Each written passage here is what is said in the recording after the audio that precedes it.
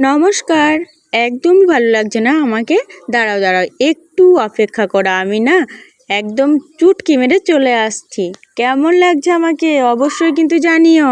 সবাই জোরসে বলো জয় জগন্নাথ। শুভ রথযাত্রা সবাইকে, বড়দের প্রণাম এবং ছোটদের ভালোবাসা। এই যে আমি বসে গেছি আমাদের রাধিকা এবং কৃষ্ণ ঠাকুরকে সাজানোর জন্য। জানো তো আমাদের না ছোট্ট রাধিকা আর ছোট্ট কৃষ্ণকে রেডি করতে হয়, ওরা রথের সঙ্গে ঘুরবে।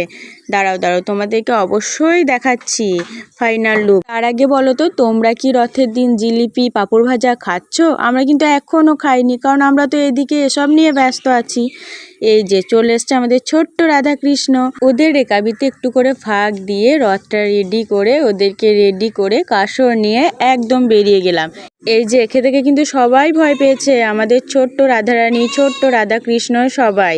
তো তারপর এই যে বেরিয়ে পড়লো আমাদের রথ পাড়ায় পাড়ায় ঘুরতে। তোমাদের রথযাত্রা কেমন কাটলো অবশ্যই জানিও। চলো টাটা, আবার বলো জয় জগন্নাথ।